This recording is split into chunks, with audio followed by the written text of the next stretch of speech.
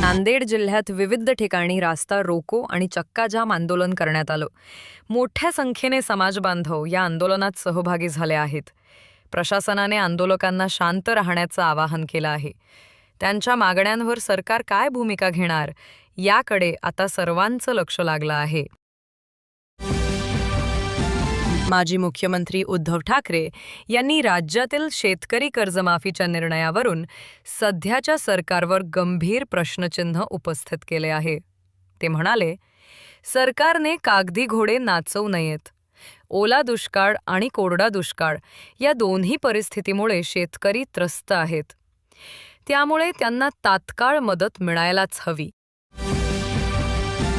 शिवसेना युबीटीचे खासदार संजय राऊत यांनी दावा केला आहे की लवकरच राज ठाकरे आणि उद्धव ठाकरे यांच्या राजकीय युतीची घोषणा होणार आहे. राऊत म्हणाले, बाळासाहेब ठाकरे नेहमीच मुहूर्त पाहून पक्ष स्थापनेचे निर्णय घेत नव्हते आणि त्याच धर्तीवर आता ही मोठी घोषणासुद्धा निश्चित वेळ ठरवून होईल.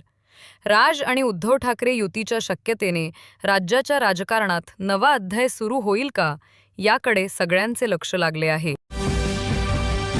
दसरा मेळाव्याच्या दिवशीच उद्धव ठाकरे यांच्या गटाला मोठा धक्का बसला आहे. कोकणातील मोठे नेते आणि उद्धव ठाकरे यांच्या शिवसेनेचे माजी नेते राजन तेली यांनी शिंदे गटात प्रवेश केला आहे.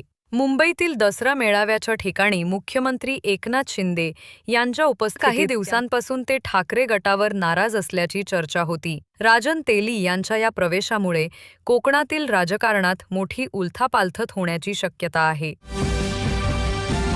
दसरा मेळाव्यातून मनोज जरांगे पाटील यांनी पुन्हा एकदा सरकारला थेट इशारा दिलाय. राज्यात ओला दुष्काळ जाहीर करा आणि शेतकऱ्यांसाठी नुकसान भरपाईची घोषणा करा, या प्रमुख मागण्या त्यांनी ठेवल्या आहेत. या मागण्या मान्य झाल्याशिवाय निवडणुका होऊ देणार नाही असा इशारा त्यांनी दिला आहे. सरकारने तातडीने निर्णय न घेतल्यास गावात मतपेट्या येऊ देणार नाही असा स्पष्ट इशाराही त्यांनी दिला आहे. राज्यातील अंगणवाडी सेविका आणि मदतनीसांसाठी एक आनंदाची बातमी आहे. यंदा दिवाळीनिमित्त राज्य सरकारने त्यांना प्रत्येकी 2,000 रुपयांची भाऊबीज भेट देण्याचा निर्णय घेतला आहे. महिला व बाल विकास मंत्री आदिती तटकरे यांनी ही माहिती दिली. या निर्णयासाठी सरकारने तब्बल 40 कोटींपेक्षा जास्त निधीला मंजुरी दिली आहे. बीड जिल्ह्यातील शेतकऱ्यांनी भरलेला हप्ता आणि त्यांना मिळालेला लाभ यामध्ये मोठी तफावत न्यायालयाच्या निदर्शनास आणून दिल्यानंतर उच्च न्यायालयाने हा आदेश दिला आहे. ही तफावत आता न्यायालयाच्या तपासणीखाली आली आहे. त्यामुळे न्यायालयाने या कंपन्यांना थेट प्रश्न विचारला आहे. अतिवृष्टीमुळे झालेल्या नुकसानीची भरपाई का दिली नाही